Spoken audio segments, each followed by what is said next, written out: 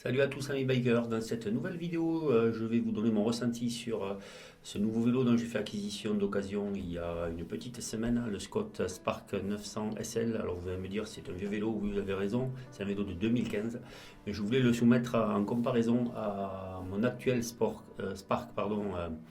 RC World Cup de 2019 qui était déjà une belle innovation, une belle évolution de cette version de 2015.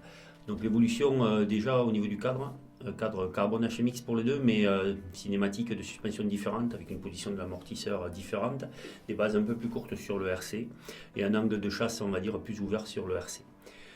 Donc l'idée c'était de comparer sur un parcours identique les deux vélos, parcours au-dessus de Millau sur le Coste Noir, donc qui mixte tout type de terrain, tout type de sol, cailloux, herbes, terre et ondulation de terrain, virage sinueux, passage étroit, passage plus large, passage cassant, passage roulant. Voilà, un vrai terrain de jeu pour le VTT d'ailleurs, sur lequel j'évalue 4 critères.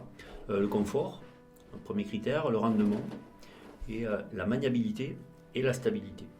Donc pour le confort, si on utilise le vélo dans les deux positions intermédiaires, alors c'est la position ouverte pour le SL, mais c'est la position intermédiaire pour le RC, c'est-à-dire un amortisseur ouvert en mode traction, le confort est quasi identique, même si on a la sensation sur le 900 SL que le vélo filtre un petit peu plus, à pression d'amortisseur bien entendu équivalente, et à pression de pneumatique équivalente, même si ce ne sont pas les mêmes pneumatiques.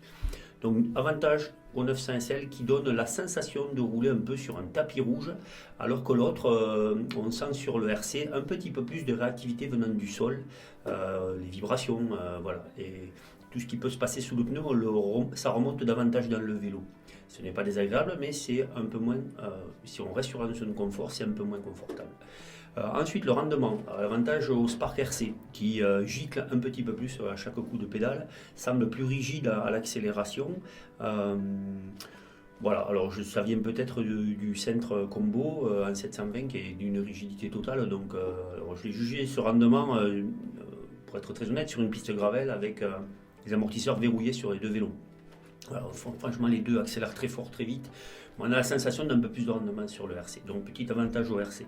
Pour la maniabilité, le Spark 900 SL 2015 est supérieur en maniabilité, donc tout ce qui est terrain technique ou terrain tournant à faible allure, le vélo est davantage en relation avec le sol, est en meilleur équilibre avant-arrière et surtout ne guidonne pas parce que l'angle de chasse est un peu plus fermé que sur le RC.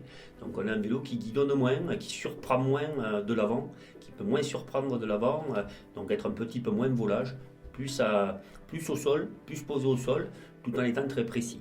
On prend une ligne à l'entrée d'un passage technique et on peut la conserver sans que le vélo ait des réactions un petit peu volage de l'avant. Avantage 900 SL 2015. Descente, vitesse, on va dire plutôt, stabilité. Spark RC sans hésitation, puisque là on est sur un angle de chasse plus ouvert, donc c'est un vélo qui casse la pente et qui permet d'ouvrir, de lâcher les freins davantage, même si l'autre peut aller très vite. Là on sent sur le RC qu'on n'a pas de limite, on est quasiment sur un down-country, on a l'impression d'être sur un petit enduro, il n'y a que le débattement qui limite, mais la géométrie fonctionne très bien en descente, donc c'est une pure merveille. Ça ne laisse pas pour autant le 900 SL de côté, qui descend aussi très bien, mais qui demandera un peu plus de vigilance, puisque l'angle de chasse étant plus fermé, on a davantage de poids et d'inertie vers cette roue avant, donc ça casse un petit peu moins l'obstacle. Voilà, en résumé, le 900 SL est un vélo plutôt typé endurance, qui privilégie la posture, l'équilibre sur le vélo, la sécurité, et je pense du même coup une économie d'énergie pour rouler longtemps. Le RC c'est plus pour des cross-country courts, engagés, avec des passages techniques, avec des sauts.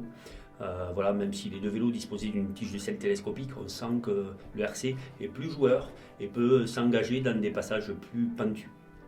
Voilà, à côté de ça, c'est de très bons vélos, les deux sont vraiment exceptionnels. On est sous 11 kg pour les deux, alors ça dépend évidemment des pneus, du poids des pédales. Et là, les accessoires, c'est tige de selle, télescopique sur les deux, donc on est à peu près sur un montage équivalent. Voilà, j'espère que ça vous aura plu. Bon vélo à tous et à très bientôt. Bye bye.